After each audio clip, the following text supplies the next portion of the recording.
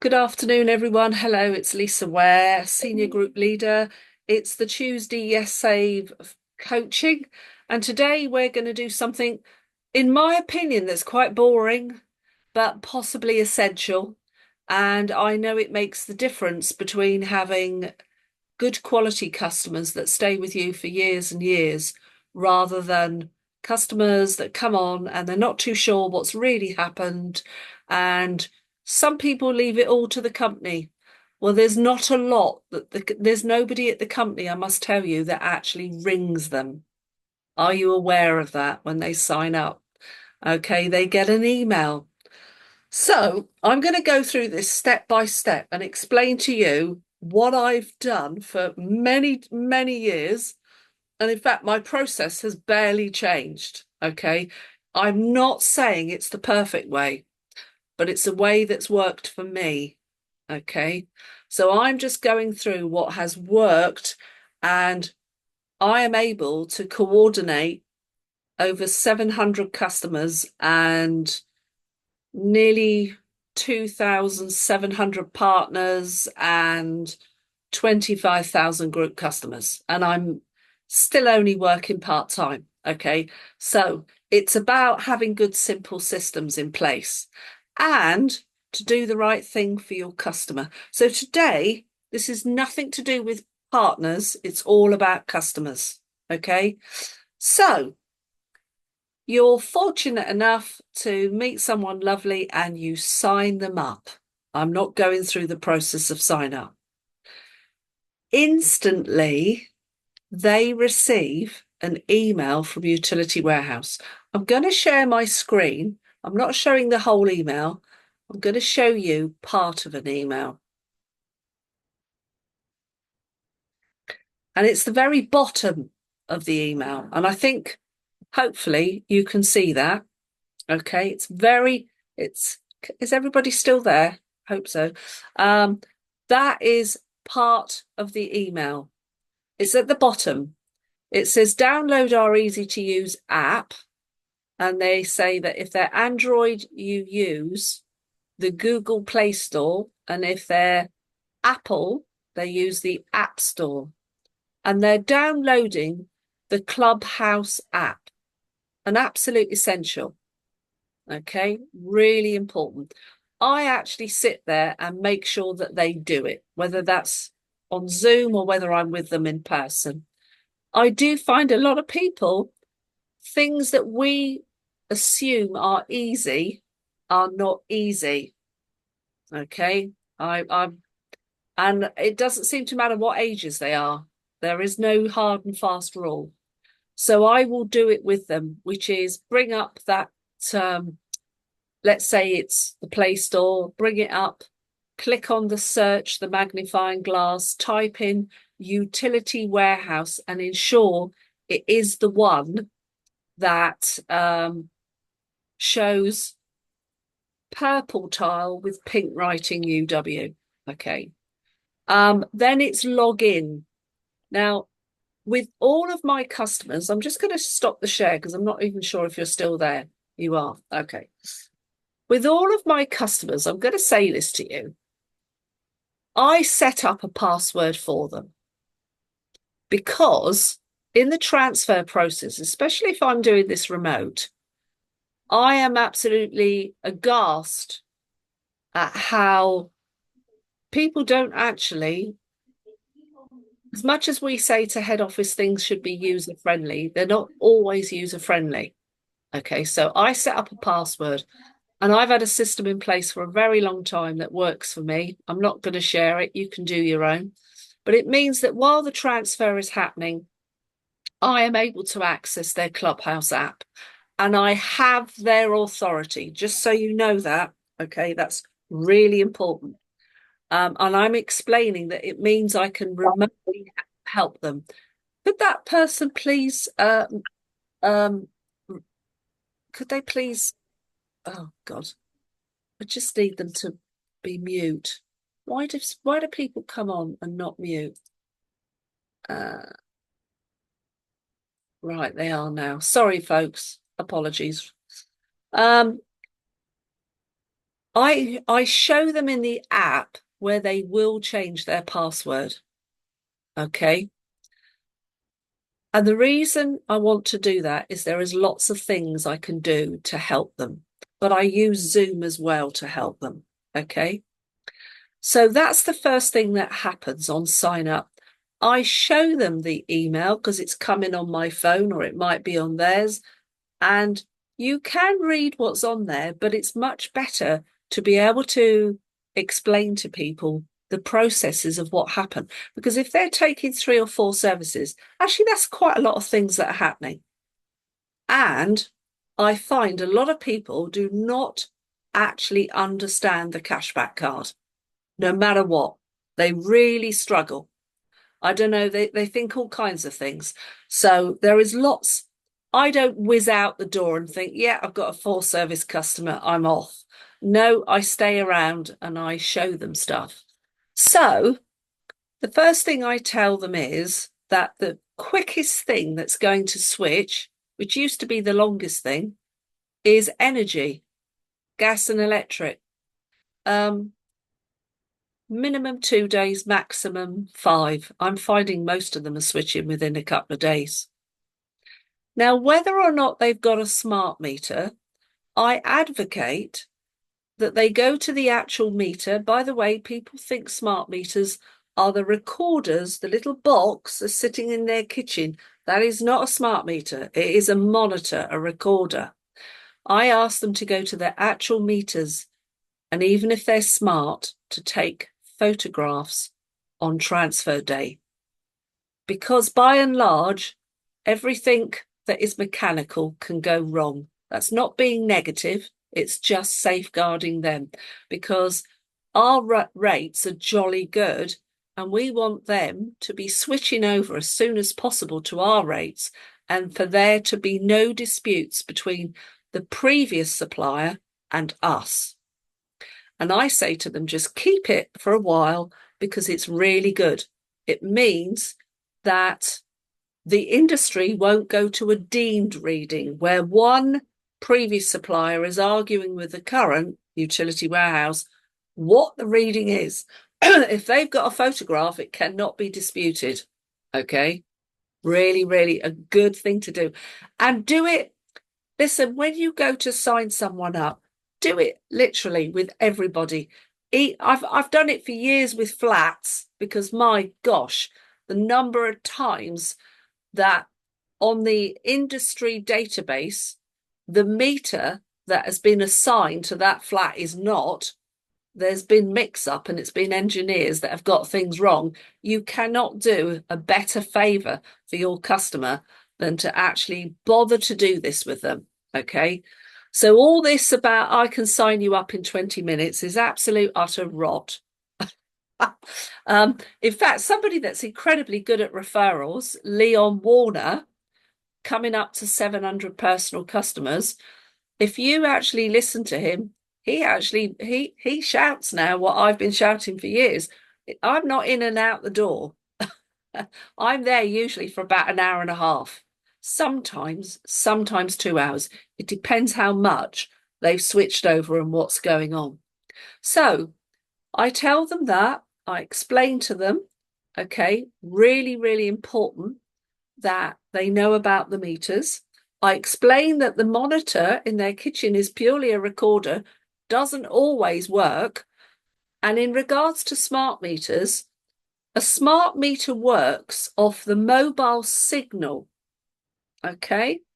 And then the gas meter runs off the pulse of the electric meter.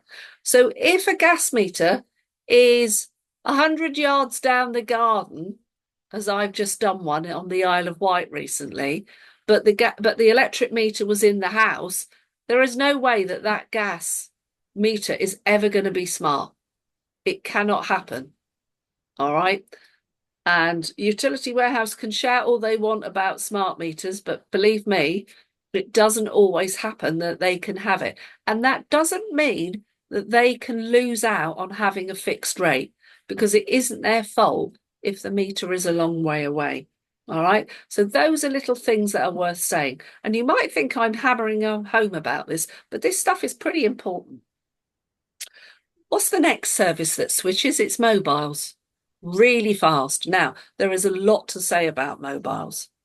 So let's say, for example, doesn't matter whether they do unlimited or essential, they're going to receive a utility warehouse SIM card.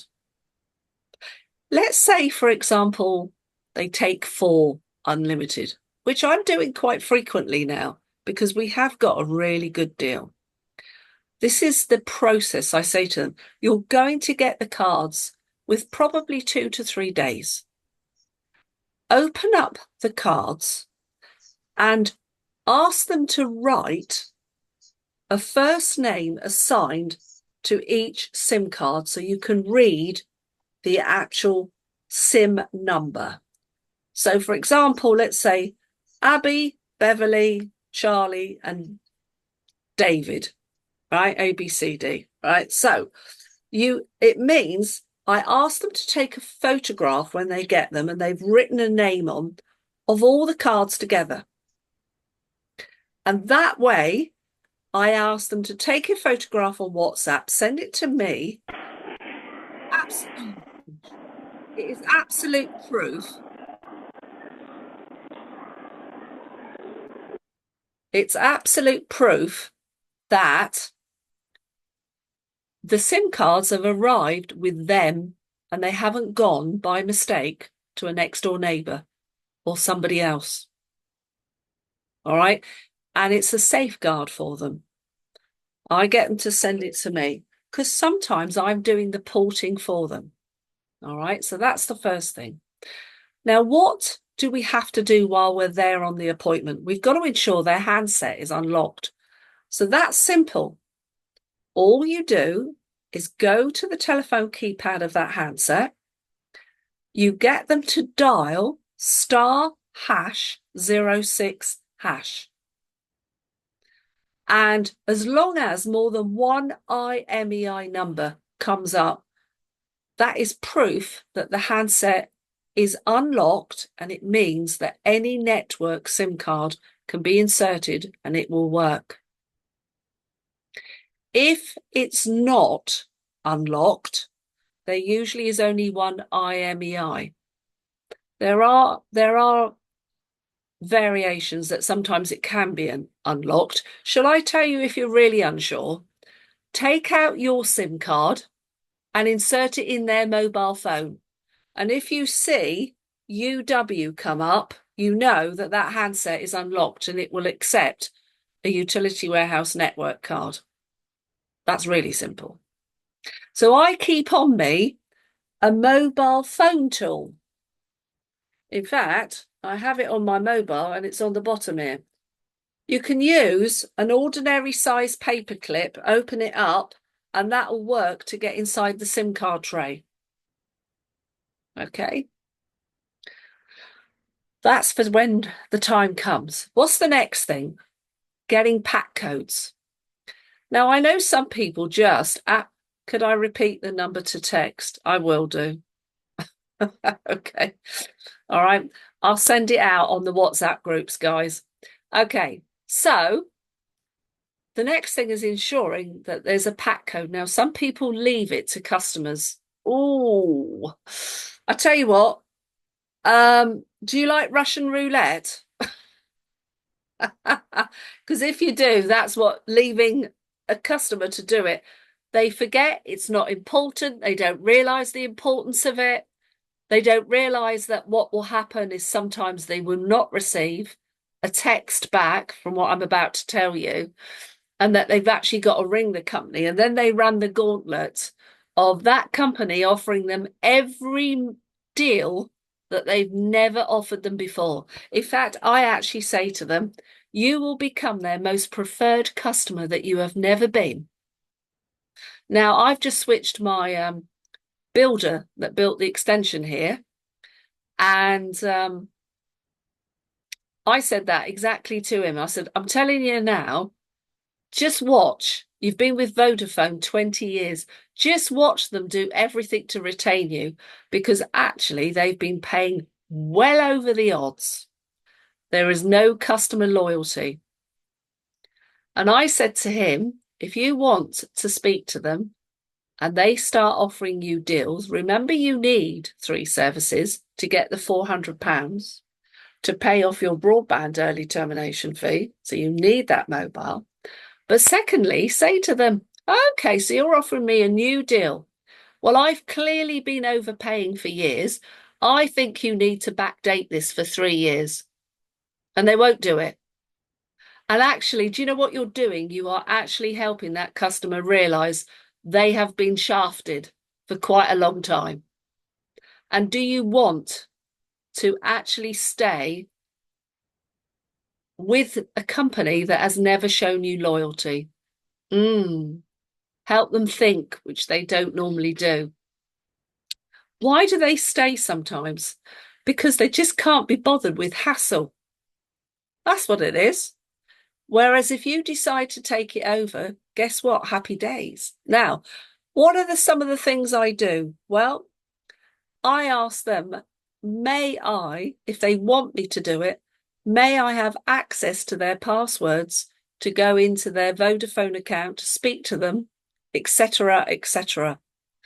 And I'm often the wife or a daughter or a sister or a trusted friend. And whatever it may be that's on that account, if they want me to do it, I'll do it, because I absolutely know what these companies are like.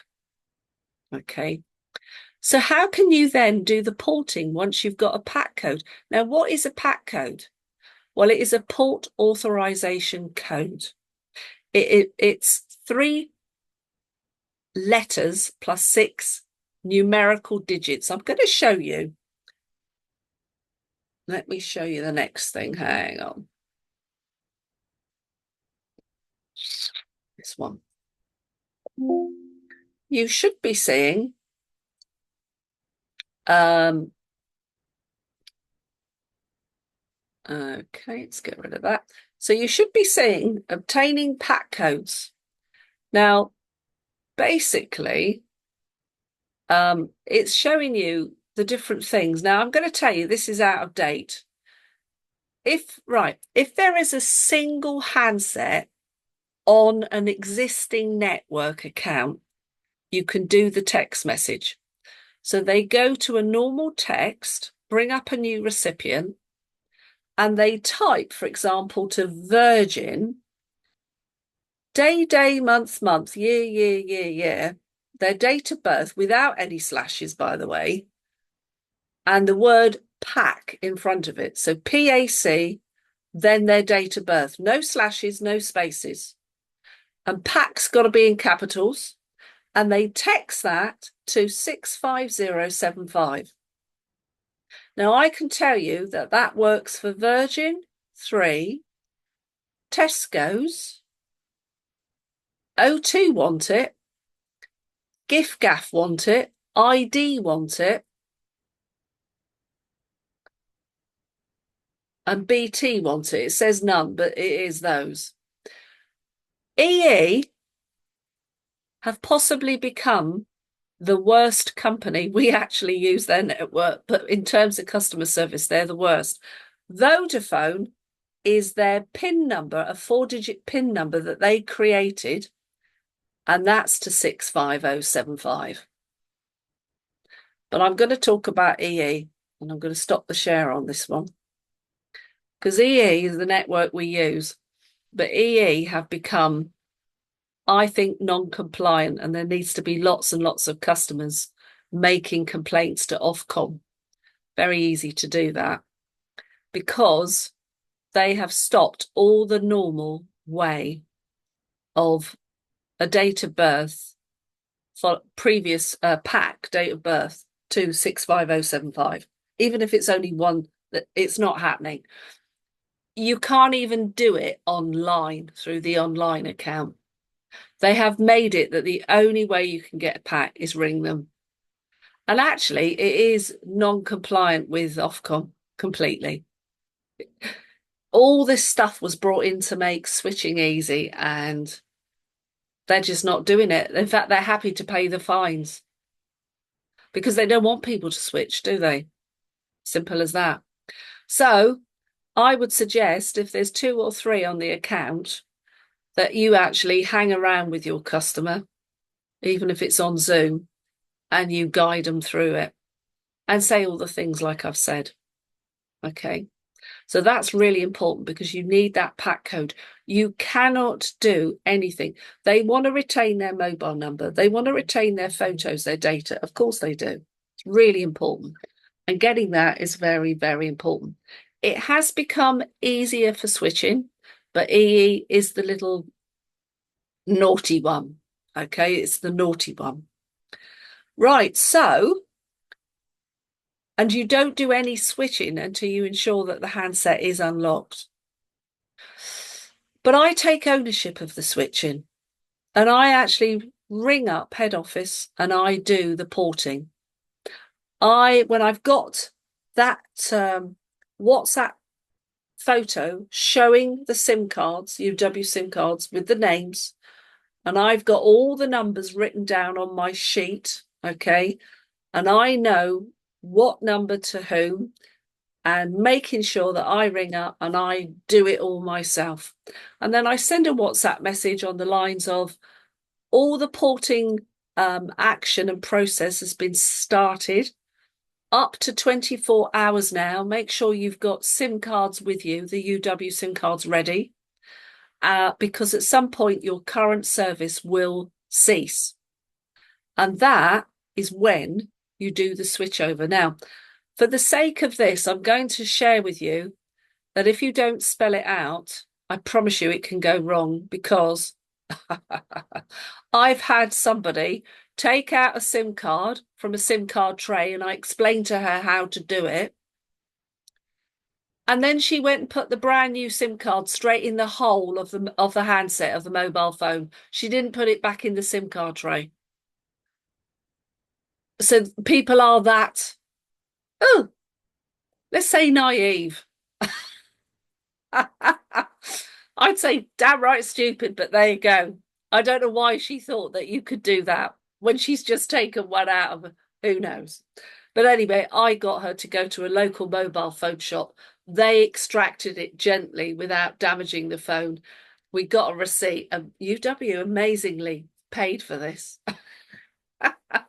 But I explained to them, remove the cover of their phone. Believe me, some of them think they can put a SIM card in without removing all this stuff.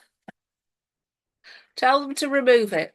Show them that there'll be a tray, and sometimes there can be 2 compartments where there could be for an SD card. But say to them, when they pull it out gently, note that one side of the square SIM card has a sort of cut-off edge, so you know how to put it in. Most modern handsets are nano SIMs. It's the smallest size. So when the SIM card arrives, it asks for the larger old things. I think there are some people that still use them. There is the micro SIM, which is the in-between old-fashioned ones. And then there is a modern smartphone, which is the smallest. It literally is the microchip, and it gently eases out. And they've got to replace that in the SIM tray and put it back in where they took the old one out. Now, switch on, switch off, tell them. That reboots settings. And by and large, everything just works. Okay, so that's quite a bit of stuff. But when you're with someone, you can do it, you can say it much quicker than I've just done it, you know, because often they just give them to me and I do it. Because do you know what?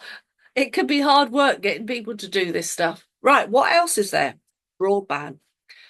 That is predominantly 10 working days or 2 weeks. Sometimes it happens sooner, but I think you're better to under-promise and over-deliver in every instance. And they will not be sent a router, tell them, until at least a couple of days before it's due to transfer. And here's another good thing to say to them. It can transfer. An engineer, OpenReach engineer, can go to the cabinet, do the work any time between 8 in the morning and 8 at night. and Openreach don't officially sign off that work until midnight of that night. So is it wise to offer to go and set them up or for them to switch over? Not really. I have had people doing daft things like removing their Sky router a day before and then wondering why they've got no internet. I mean, honestly, it does defy belief, but I promise you, this stuff happens. I think you need to say to them, do wait for your current service to cease before the router gets switched over. Now, how have I got 700 customers? Because I haven't just left it all to them. Don't get me wrong, some are perfectly capable, and they would probably they'd probably be insulted if I offer to go and set up, but I do because I do a lot of stuff locally, and I go and set up. Now, I am not a genius, I'm not a tech person, but do you know what I do? Is I turn up with my mobile phone and I just ring the broadband tech team and they talk me through it. How simple is that? It is quite easy. It is literally taking out one set of wires and connecting into the right holes and putting them in the new set. Not exactly rocket science, but I do things like I set up Eero systems, but I don't do it on my own. I always ring the tech team and they talk me through it. And I have to say it's perfection. And you know what? The act of being there gets me referrals straight away. You are building rapport, you're building that you're the person, because you don't get that with other companies. And if they live a long way away, I'm doing it often, not on Zoom. I'm doing it through WhatsApp video calling, okay, and explaining to them. Or I say to them, listen, when your service goes down, ring this number 0333 777 0777 and ask for the broadband tech team, and they'll talk you through it step by step. Simple. So that's stuff that I do, all right, without fail. But there's other things like what happens as the customer's switching over? Well, you want to make sure the Clubhouse app is on their phone and they understand that they're going to know about it. But there's other things you can do. And I'm going to share my screen again. Where do I go this time? Hang on. Sorry, guys. I will get there. Not that one.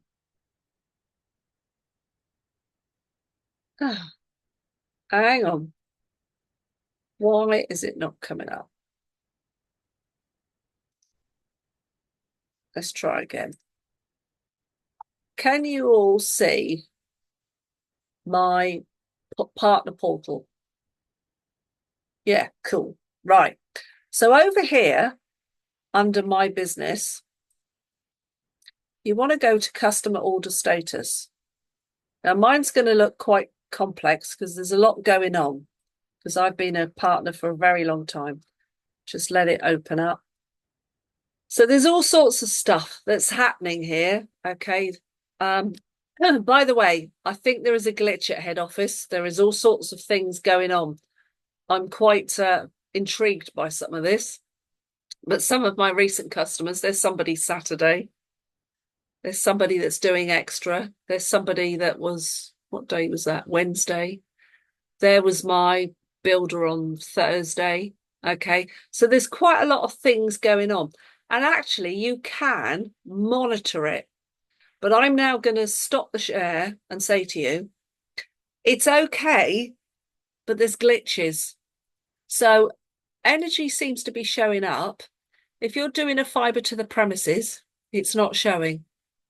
So I would suggest that you phone a friend and just ensure that everything is there that's on the order.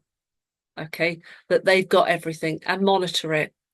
I'm not I'm not looking at it every day, but I'm keeping an eye and making sure things are happening because this is an upfront business where you put in some effort. And if you put that effort in, these people will stay with you for so, so long. Okay, they will stay with you for so long, and it's so worth it. And if I can't get anyone for all the services because they're in contract and there is just so much early termination fee beyond, if there's something like 900 quid, then no, you can't do it. So I do the services I can, but I make a note definitely for when that service is going to expire. And I don't have any complicated CRM system. I just put a note in my calendar that a reminder. That morning I wake up, I've got reminders. Oh, it's time to phone so and so. Their BT broadband's out of contract. How simple is that? I don't actually do anything very complicated. I have a hat. I've got a good old-fashioned diary, and I'm really glad I have because on Sunday we had extraordinary weather here, and we lost our internet for at least half an hour. Believe me, if the electric goes down, the internet goes down. If you're running everything digitally, oh, interesting. What about when there's electric power cuts? What are you going to do? I don't quite know. But if you're running everything digitally, you're heading for a fall, I think. I think you need a fail-safe backup system because the government is actually shouting about there's going to be lots of planned power cuts. Are you aware of that? Oh, yes, I've already got leaflets through our door telling us. And that's because the electricity national grid is already overloaded. And now they're trying to get everybody over to electric vehicles. Oh dear, it's not quite going to work when already they're not functioning. And in fact, if you actually look into it all, it is quite scary. There's lots of power cuts, and they tend to happen in places like where we are. We see it quite regularly. We've actually bought ourselves a backup generator just in case, because I don't want to lose my food out of my fridge freezers. But that's another story.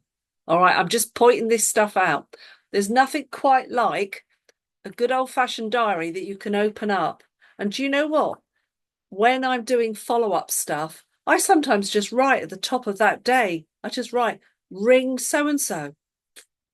So, how do I log all these people? We're slightly overrunning. How do I log them? There is a UW partner app, and you can use that. And I do tell them about, you can do that as partners. You can put it all in there. But a lot of us know that if you don't actually physically state that you don't want your prospects, customers contacted, by putting it in the app, you've actually given head office permission to do so. Now, I personally think they're mine. I worked hard to get those. So I have my own system and it's really simple and I'm going to explain it to you. So everybody that I've ever signed up, I was taught this by a senior group leader in the business as long as 15 years ago that I think Google has been going. Google is amazing. It's on what they call a server cloud system and it's free. And I save everything to my Google contacts. I've got it set in my phone, it saves. And I put in there their name, their address, their account number. I put on their residential customer number, what it is, the day I sign them up, and then whatever it may be at that moment. So at the moment, we're on UW Fix Saver 28. And then I'll put the services, and then I have a little thing where I put the date they go live. It means forevermore, if one of my customers rings me, I've got instant access to everything, which is really useful. You do have to ask permission. I've already gone through all this with head office. As long as you ask permission, that's good enough for GDPR and data protection. You must ask permission. You can't just keep this stuff. You are actually meant to ask them every 6 months. Oh, I don't ring 700 customers and ask them every 6 months. I say to them, how would you feel if I kept your contact details? That if you ring me, your information comes up and I've got access so I can speak to you and be of help. And I've never had anybody say, no, you can't keep. In fact, everybody is very keen for me to keep them. All right. So it's a really simple system. I do pay £1.59 a month because I've now got 150 gig with Google because I'm using a lot. But I tell you what's really useful. When you save it to Google Contacts, this is fabulous. Google Maps, I can go on Google Maps and every single person that is a customer comes up on my Google Maps. So as I'm moving my way around the area and I'm going down to Poole and that, in fact, quite a lot of the country, it's quite interesting. They come up. Really interesting. You instantly know where your customers are.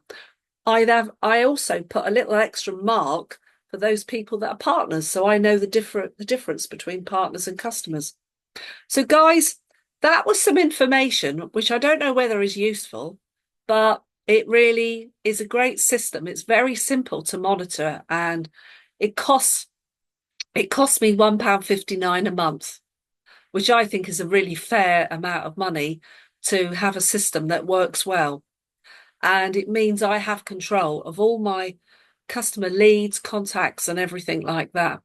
And it's using the calendar, Microsoft Calendar, and all of that, and it all works. Anybody got any questions? If not, I'm going to say see you same time next week.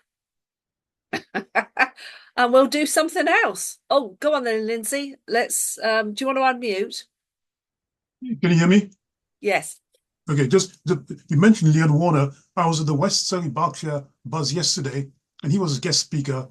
And unlike what he has said in the past when he started, he now emphasized the importance of taking time and building rapport. He said an appointment takes at least an hour and a half, and he said a lot of problems later down the line, like objection, come down to not building enough rapport.